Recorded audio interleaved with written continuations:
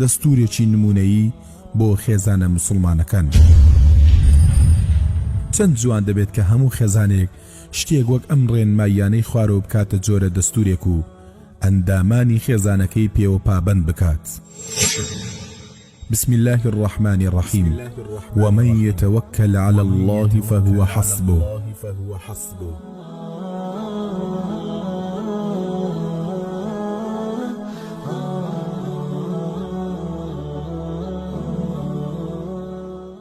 ئێمە خێزانێکی مسلمانین، هەوڵمانەوەی کە پابند بین بە ڕێنماییەکانی ئاینەکەمانەوە و ئیسلام لای ئێمەوە کەلێنێکی تێنەبێت.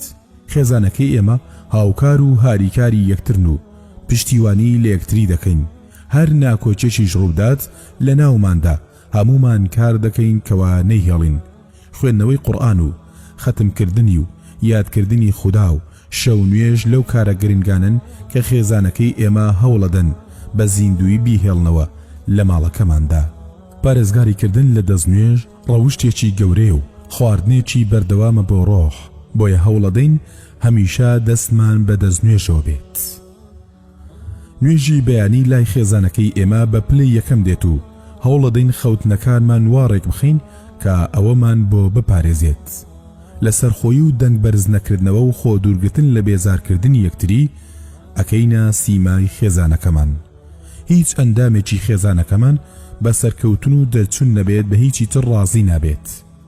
هەموو کچ و کوڕێکی خێزانەکەی ئێمە پێش ئەوەی ژووری خەوەکەی جێبهێڵێت ئەرکی سەرشانیەتی کە جێگەکەی خۆی کۆبکاتەوە و ڕێکی بخات.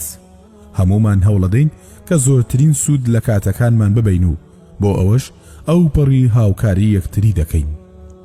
لە ناو ماڵی ئێمەدا جێگەیەک نییە بۆ قسەی ناشیرین و دەستەواژەی ناشەرعی. چاکەکردن بەرامبەر بە دەر و جیرانەکانمان و بەرگەگرتن لە ژێر ئەرکەکانیاندا بە عیبادەت دەزانین و بە ڕێگەی خۆ نزیکردنەوەی دادەنین لە پەروەردگاردا. پاگڕاگرتنی ماڵ و کەلوپەلەکانی ناوماڵ ئەرچی هەموو ئەندامەکانی خێزانەکەیە کە دەچینە دەرەوە دەینە ماڵەوە پارێزگاری لە ویدەکانمان دەکەین و بە سەلامکردنەوە ئەچینە ژوورەوە. چونکە پێغەمبەر صلی الله عليه وسلم دەفەرمێ إذا ولج الرجل في بيته فليقل اللهم إني أسألك خير المولج وخير المخرج بسم الله ولجنا وبسم الله خرجنا وعلى الله ربنا توكلنا ثم يسلم على أهله. هەوڵەدەین کە هەموو هەفتەیەک دانیشتێکی خێزانیمان هەبێت بۆ باسکردنی کاروباری خێزانەکە. غیبەتی کەس ناکەین و بەخێر نەبێت باسی کاروباری هیچ کەس و هیچ ماڵێک ناکەین. هەموو کەسێک لە ناو ئەندامەکانی خێزانەکەماندا هەوڵەدات کە هەمیشە خێزانەکەمان دڵخۆش بکات بە مفاجئەیەک یان بە موژدەیەک. هەمیشە ئەو فەرمودەیەمان لە پێشچاوە کە پێغەمبەرەکەمان صلی الله عليه وسلم بە ئەبوو دەردای سەحابی فەرمووە کە دیارە ئەوە بۆ ئێمەشە. پێی فەرموو ئەی عومەیر، ئەبێ حاڵت چۆن بێت کاتێک ڕۆژی قیامەت پێت دەوترێت ئەرێ ئەم شتانت ئەزانی یان نەتەزانین؟ ئەگەر وتت بەڵێ پێ دەوترێت دەی لە بەرامبەر ئەوەدا کە ئەتزانی چیت کرد؟ ئەگەر بشڵی نەخێر نەمەزانی پێ دەوترێت جا بیان و چیە لەوەدا کە نەتەزانی نەئەکرا خۆت فێر بکەی؟